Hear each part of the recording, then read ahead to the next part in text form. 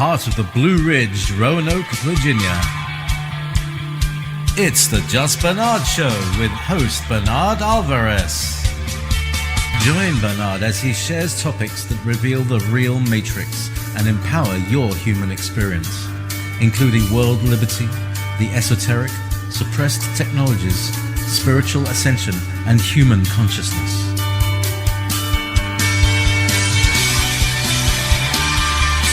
Humanity has awakened, and our time has come to realize our full potential.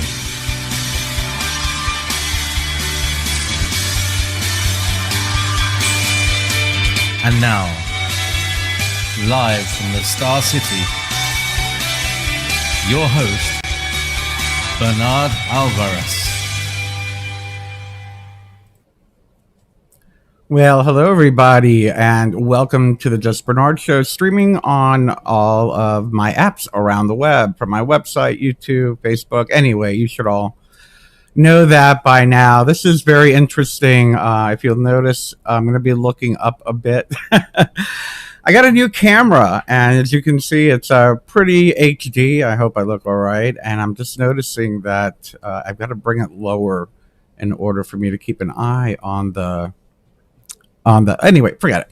Anyway, I'm looking at the screen is what I'm doing when I'm looking up to see that we're streaming okay. Anyway, so I did miss you guys last week. Thank you for all your happy holiday greetings that you sent. And as you all know, last week we did celebrate a holiday here in the United States, and mine was very nice, laid back. I hope everybody else had a great holiday. For those of you in the U.S., we did do a quick video last week. I did do the gratitude blessing right before I had my meal, and I hope you guys enjoyed it. I did post it in case you did want to use it yourself. Anyway, let me say hello to a few of you that are starting to pop up on the chat room here. And hello. Hi, David. How are you? Good to see you on Facebook. Mandy, blessed be, on Facebook. Sophia on Facebook. Hello there. And hello to Kat Dan, who is watching us on YouTube. So this week, first of all, I just wanted to say that the last couple of nights, I know that, is it today that's a full moon, or yesterday was a full moon? I forgot which one is which. All the days are starting to blur together. But all I can say is that my dreams have been very chaotic. For lack of a better term, they've been, I don't want to say like nightmares, because they aren't quite nightmares, but anxiety riddled, perhaps. I don't know. Just weird dreams that, to the point where I like wake up and say, "Oh my God, that was insane." Anyway, so I'm wondering if that was a full moon. We did just have an eclipse. Oh, geez, I just dropped my notes. Give me one moment. Excuse me. My notes for today's show. We're going to need that, aren't we? Anyway, so it is the full moon today, if those of you are watching on the day that we are streaming live. And we do have, geez, when's it happening? The Saturn-Jupiter conjunction is coming up. I believe it's on the solstice, which should be very, very interesting. If you get a chance, go ahead and research that a little bit, find out what the meanings are and what it means with that particular conjunction on the solstice of all days. Wow. We will be doing a solstice ceremony here, of course. That will be on, let's see, pull up my calendar. We're going to be doing that on the 22nd, so that's probably a day after the solstice, depending on what time zone you're in. It should be a little bit after the solstice, a few hours, maybe a day. I will not be doing a show on the 29th, and I might not be doing a show on the 15th. It's December. I want to relax a little bit, enjoy my friends. I do have some friends that are visiting from out of town. Yes, these are people that are in my bubble. I hope you all have a bubble you're sticking to. But next week, we are going to be doing a show on NDEs, near-death experiences. Another wonderful author has going to be joining me, Stephen Weber, to discuss his experiences on near death and what that was like for him. What did he experience? Very interesting how much information comes back with people who have near death experiences, as well as, out of body experiences, vision quest, shamanic vision quest experiences. It seems to open up a whole connection to our otherworldly, transdimensional, infinite consciousness, our source consciousness, which is what we're going to be talking about today. And a quick hello to Sugar Venom Doll, great name, on YouTube. How are you? And Sophie Collins on Facebook and Brianna on Facebook. Thank you all for being here today. So today I decided to call, well, I didn't decide. I did a little channeling this morning because I had no idea what we were going to be doing. It's been so busy with the holiday weekend. And during today's meditation this morning, the idea that with so much going on in the world, and I was actually meditating on the distractions that we are all facing in our day-to-day lives, whether it is how to pay the bills with the current economic, troubles that everybody's having, how to take care of one another, how to be kind and supportive to the rest of humanity, no matter our beliefs, no matter our ideologies. They're personal ideologies. They're not necessarily truths. And how do we overcome this? And I can't help but think back in the early days when I had just written my book back in 92, 93, how I was feeling and how I really was aligned with the idea that this is basically an illusion. And what I mean by that, first of all, let's just say, I'm going to put a little precursor here. When I'm talking about the illusion, just to simplify it, let's utilize the Buddhist context of what the illusion is, that life is an illusion. Okay. I don't want to go too deep. This is not necessarily about Buddhism. This is just, I'm going to simplify what I mean by using that term. But it reminds me of when I went on my shamanic vision quest back in 1992 and had that big, aha moment and was able to connect with my guides when I began my relationship with the emissaries of light. How in that altered state of consciousness, they they kind of like shook me, which is they have a tendency to do. They don't know how to do anything gently with me. Then again, I'm very stubborn, so I need them to shake me by the shoulder sometimes.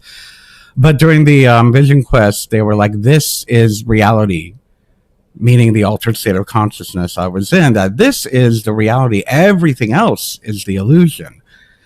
And that really stuck with me. And it was shortly after that I went searching for materials to understand this newfound knowledge and wisdom. I was only 24 when that happened. So and before that I was, a South Beach D-bag, if you know what I mean.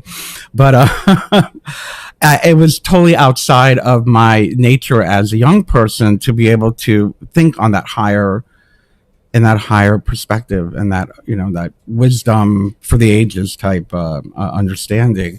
So I went searching for materials, and that's when I got introduced to Taoism and Buddhism. They kind of supported everything that I experienced during that time, during that experience. Anyway, that's why I came up with hacking the illusion.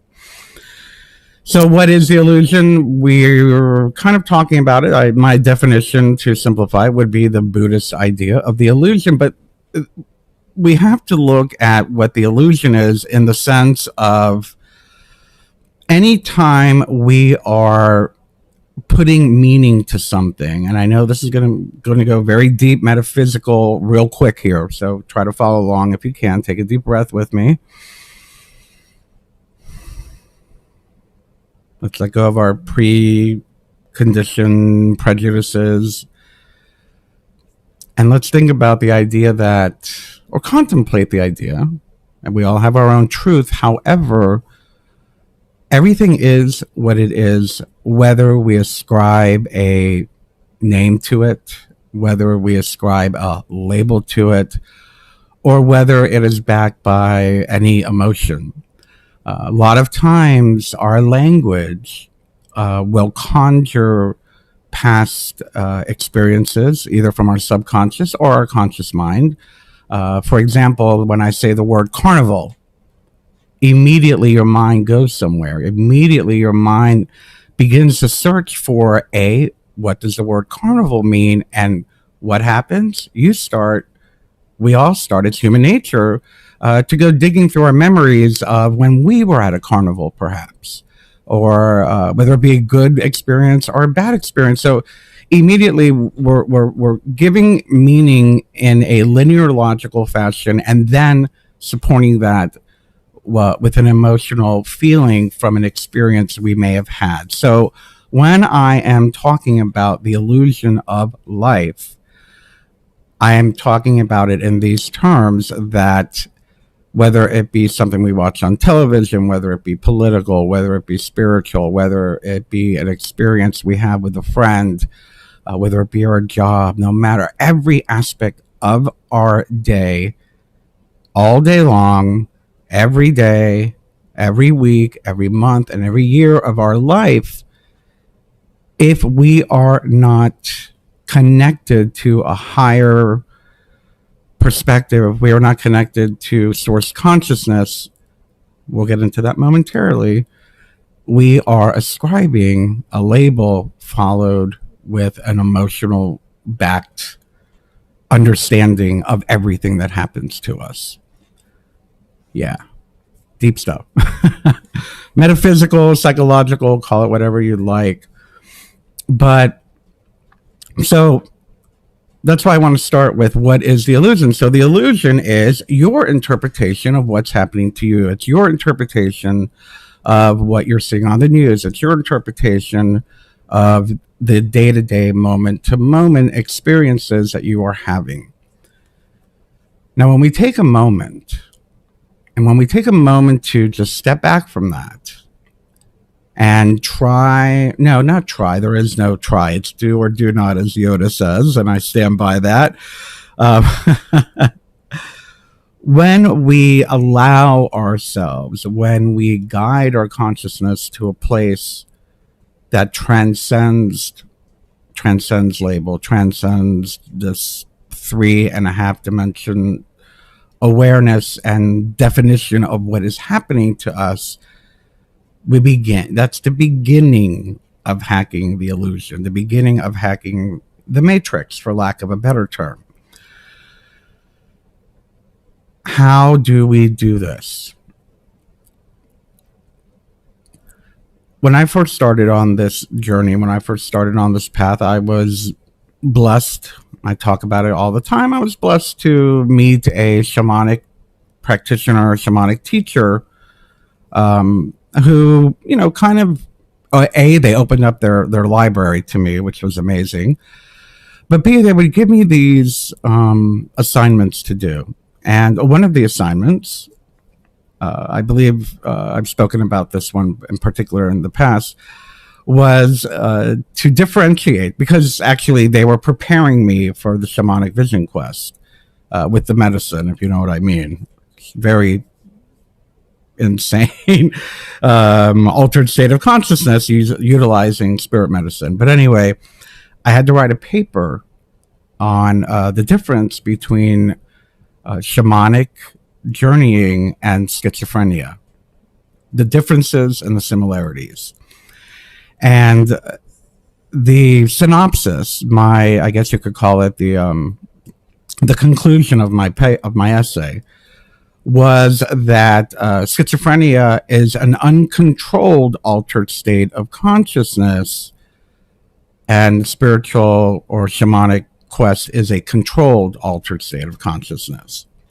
And he's like, you got it. That's exactly it. Transcending the normal day-to-day consciousness with intention versus losing grip with the day-to-day quote unquote reality involuntarily would be the difference between spiritual shamanic emergence versus a psychological psychiatric issue. But that's a whole nother story, and I can do a whole show on psychiatry and why I'm not too thrilled with it, and how a lot of that has to do with shamanic emergence and spiritual emergence. But that's a whole nother show. Remind me, I want to do that one. But so out of this is one of the discussions were out of that particular essay assignment that I had. One of the discussions were, well, what is the goal? What is the goal? To alter one state of consciousness at will, right? So we want to do it at will instead of involuntarily. But not only is the goal to be able to alter one state of consciousness at will, it is also to have a map of these different dimensional realities. I talk about it a lot, and this is just a simple example of what I mean. And I talk about it, how we have mood swings all day long. We do. Let's face it, we have mood swings all day long. We are different people before our coffee, after our shower, at work, on the drive home, with our family, with our friends, with our childhood friends, when we're doing a presentation, something like that. We are different personalities. We have different states of consciousness. So that's just a simple way of looking at, it's a simple example of what I'm talking about. But to take that further, going back to this discussion that I had with my teacher, was that we must understand and learn to understand how to map the levels of consciousness. And those being, to simplify, and I hate putting labels on things, so that would just it's redundant for what I'm saying here. But let's say we have the physical plane of consciousness. And I talk about these a lot in the classes that I teach and the lectures that I teach. Physical, emotional, mental, astral, and spiritual, and there's several more, but I'm just going to give you an example. And it is the goal for us not only to alter our state of consciousness at will, but to root and ground ourselves in all of those levels of consciousness at once. In other words, to have ourselves grounded on the earthly plane so we can function like normal people, and well, I hate that word. So we can function productively within our life, take care of ourselves, have a job, etc., function as a member of a family, a member of a community, and a member of society, be grounded in that, but at the same time, be grounded in our emotional selves so that we can be healthy within our emotional development, our emotional maturity, our emotional responses, be grounded in that. To be grounded in the mental, which is our thought process or discerning process, etc., to be adept in these things. And of course, in the astral, the dreamland, the dreamscape, and of course, being grounded in our source consciousness, our higher self, and have a foot in each of these levels of consciousness. That was the goal I was trained, and of course, I am constantly working on. We all will. We all do. So, as we understand the map, the levels of awareness, the levels of consciousness, we have the ability to discern where all of this is coming from. Any particular stimuli, whether it be something on Fox News or MSNBC, for example. I'll give the two contrasting opposites that's out there in the United States. our reaction to that emotional reaction, where is that coming from? That emotional reaction is being stimulated from something on the earthly plane. It's an illusion. Our response is a trigger. It's an illusion. This word trigger, don't even get me started on that. But it is something that we have come to accept within this illusory reality as a fact for us. The same thing happens on all levels of consciousness. So in our awareness of that, okay, well, I am at one with everything, and I am connected to source consciousness. I'm connected to source consciousness through my higher self at all times. And so are you. So is everyone. It's a matter of choosing to shut up and listen. That's what it comes down to. That's why we do meditation. That's why we do yoga. That's why we have, shamanic vision quests. That's why we do ritual. That's why we go to church on Sunday. That's why we go to temple on Saturday. That's why we have these spiritual outlets in order for us to be able to alter our state of consciousness out of our day-to-day life so that we can connect with that higher self, and through our higher self be anchored in that source consciousness, God, Goddess, etc., etc. Again, labels don't matter. How you do it doesn't matter. It's all the same thing. It's the same map. No matter who you are, no matter where you live, it's the same map. And as we are anchored in that source consciousness, so when we are reacting, when we are getting worked up on a Facebook thread or a YouTube comment thread or a Twitter thread, whatever, because we're broadcasting on all of these right now, so I want to bring them all up. When we get caught up in these threads and we're having this reaction and we need to prove that we're right, or that person offended us, so we're going to block them, or it could be a family member who's either too open-minded or too closed-minded, whatever it is, and we get that it's important for us to remember it's an illusion. That reaction is an illusion. It's important for us to recall our connection to source consciousness and remember that that is what's infinite. That's the only truth. That is the only truth. That's probably going to freak a few people out, and especially when we're dealing with magic, and I'm going to talk about magic and how this all fits into it. Magic, the occult, witchcraft, blah blah blah blah blah, intention work, etc., etc. I'll get into that in a second.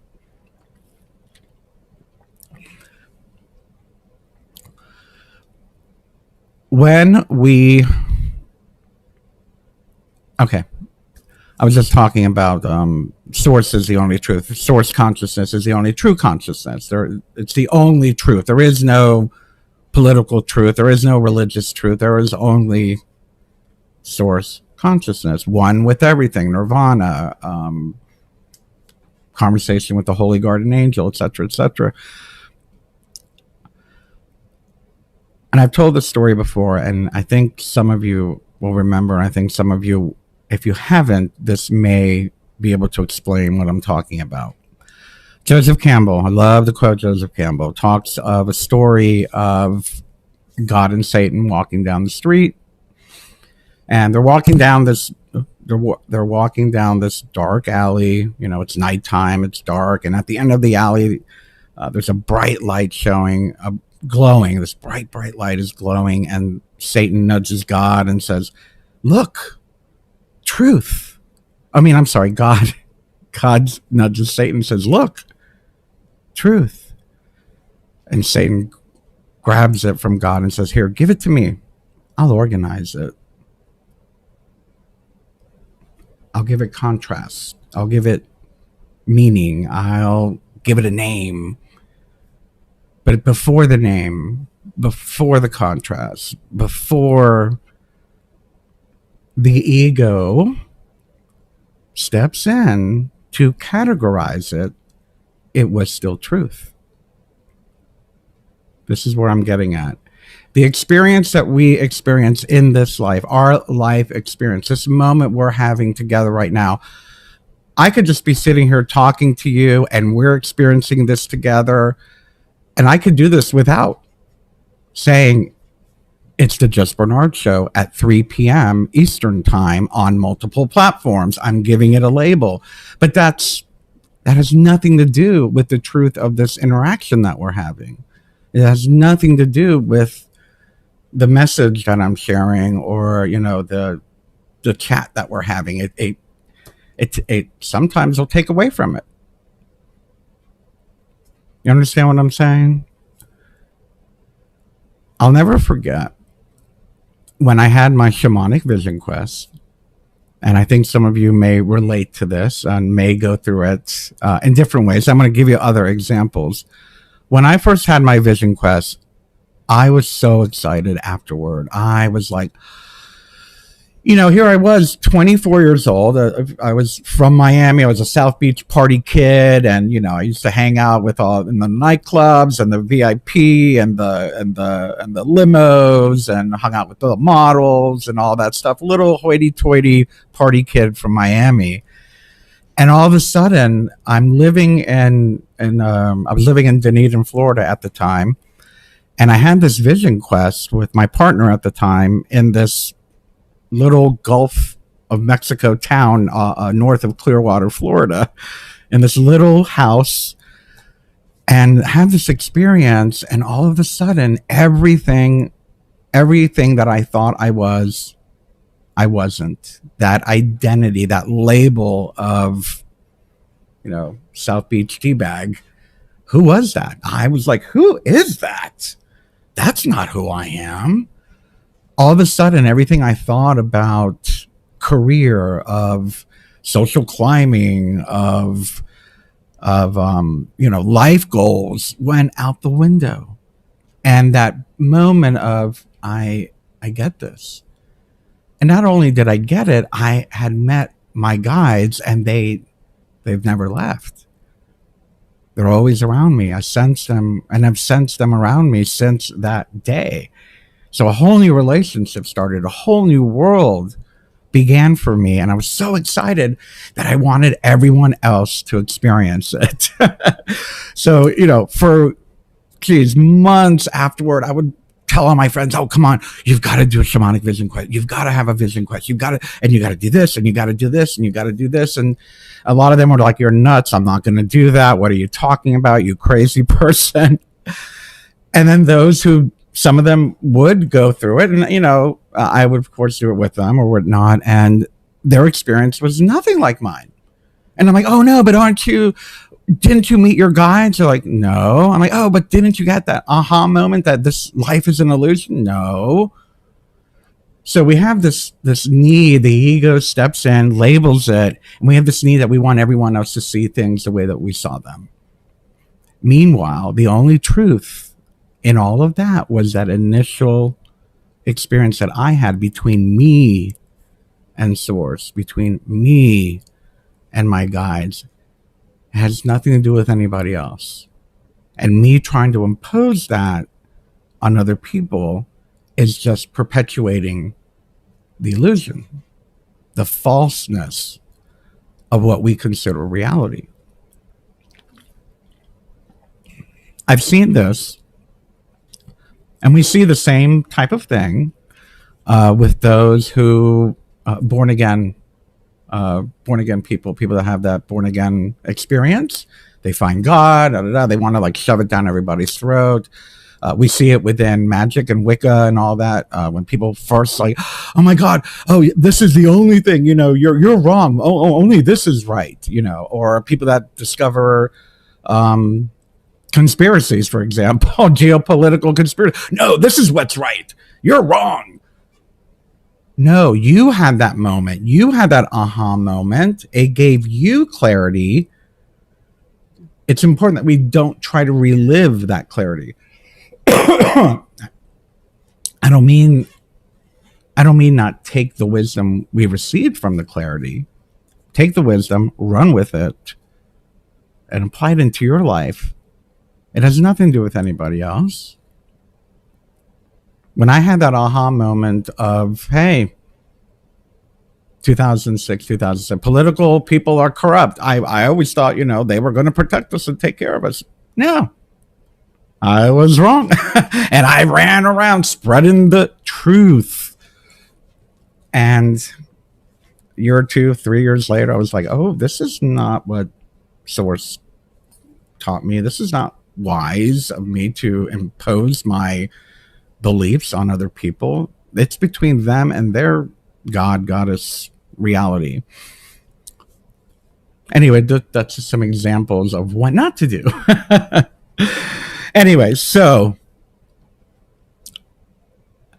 I remember when I did have that vision quest, there was a struggle within me because at the time I had already been initiated as a 3rd degree high priest in magic and witchcraft. There was a struggle in me because I was still training.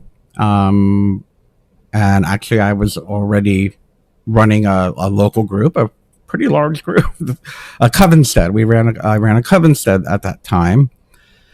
And suddenly all of those quote unquote beliefs didn't make sense to me anymore. I was like, well, if I'm already connected with everything, why do I need to do rituals every month for? Why do I need to acknowledge the seasons every month for? Why do I need to do, the work of, working with the tree of life and, the middle pillar ritual and the lesser banishing ritual, the pentagram, and all these, what I consider dogmatic things for a moment or two. Because what happens is, all of these, and I believe it's with any particular, when it's done sincerely, any particular religious, spiritual path, when done sincerely, is a method to align you with source consciousness. When it's done with love, when it's done with goodness. For me, for example, the goal of a ceremonial magician is the great work of aligning and in this beautiful conversation, I hate to quote Aleister Crowley, but he had the best definition. I'm sorry. He said that the goal is to go into conversation with our holy guardian angel and to interpret that. The way I interpret that is to be in constant communication with my higher self, that is in constant communication with source consciousness, and allowing that to move through me daily, allowing that to motivate my words, allowing that to motivate my actions, and to also fall back on that when I don't want to use that term lost my way, but when I get distracted from it. When I get distracted from it by an election, when I get distracted by it because someone thinks I'm a Satanist because I worship the earth, something like that, these little petty things, these little triggers that we all have. And I'm not saying we can't be human beings. Of course we're human beings. And of course we get angry. Of course we get sad. That is what being grounded in each level of awareness is about. That's what being grounded on the earthly plane is about. Being grounded on the emotional, the mental, and the spiritual is about these things. But in order to hack it, now this is where the key is, in order to hack the illusion, we must always remember what we truly are, where our consciousness truly comes from. To remember that our consciousness is infinite, that it goes beyond time and space, that we are, whether we see it or feel it every day or every night. We talk about nirvana. I've experienced the state of nirvana. Buddhists talk about nirvana. I've experienced the state of nirvana maybe 3 times in my life. I've experienced it, and it's an amazing feeling. But that's always going to be with me. And you are always one with everything, whether you acknowledge it or not, whether even you've experienced it yet or not, know that you are. You are one with everything. I always say we are one human family, but it goes beyond that. It goes beyond the realm. That's why I giggle sometimes. I giggle sometimes at some of the things that I study, because these rabbit holes we all go down. I'm like, it's very interesting. It's very entertaining, but is it an illusion? And how much does it really matter once I transcend, when I'm at that level of transcendence? But it does matter, because it is again, grounded in earth, grounded in sky, grounded in spirit, all from the heart. I hope that makes sense. And here I thought I wasn't going to have enough to talk about today.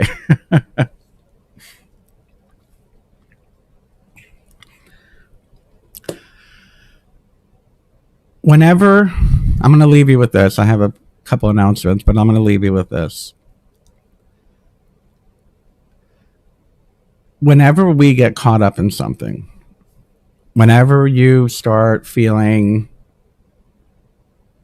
angry, reactive, whenever you start getting distracted, it's okay to be distracted. I don't believe there's anything wrong with diversions. What am I watching right now? I'm watching that chess one on Netflix. I'm loving it. The Queen's Gambit or whatever. I'm loving it. It's a diversion, and I like it. It's entertaining. There's nothing wrong with diversion. But I play it when I want to play it. I am the one choosing to go into that distracted mode. I choose, what am I giving my attention to? So whenever we get lost, whenever we get distracted in a reactive way, remember, you can choose to focus on something else. You have the ability to step away from the computer, step away from that family member that's arguing with you, go out for a walk, put on a TV show. We act like we're the victims of our environment, but we're not victims. We just have that muscle of focus that we need to strengthen, and that's all it comes down to. We have to flex our focus. By flexing our focus muscle is how we hack the illusion. And I'm not going to go into the whole what you focus, you create, blah, blah, blah, blah, blah. That's a whole nother show, but you have that muscle. Use it. Choose what you focus on. And remember, there's a lot more than what we're being distracted by. A whole heck of a lot more. Thank you, everybody. So, a reminder, next week, we are going to be talking about near-death experiences. I've got Stephen Weber coming on the show. That'll be our regular time on all of my channels. I want to take this opportunity. It's the first of the month, and I really should be doing this every first of the month. And that is to thank all of not only my subscribers, but especially my Patreon patrons, my Facebook supporters, my YouTube subscribers. Thank you. It's been a long time. I have never, let's just say, it costs money to do this, and it seems to be so far it's at a balance. So I'm not losing money doing this so far. So thank you. It's not a lot that I get, but I want to thank you because it does cover all the streaming and blah, blah, blah, blah, blah. With that being said, I do want to ask you, please, if you do enjoy my shows, if you enjoy my Facebook page, if you enjoy my YouTube channel, if you enjoy my Twitter, Instagram, all of that, you can support me on Patreon. You can become a supporter on Facebook, and now you can join and become a supporter on my YouTube channel as well. They all have different perks depending on where you go, but every little bit does help. So I would appreciate if you look into that. Go ahead and click the join button or the support button, depending on where you're watching, and get the details for that. And with that, I thank you so much. I love you. I'm so grateful and thankful for all of you. Have a wonderful week. I'll see you next week. I love you. Take care.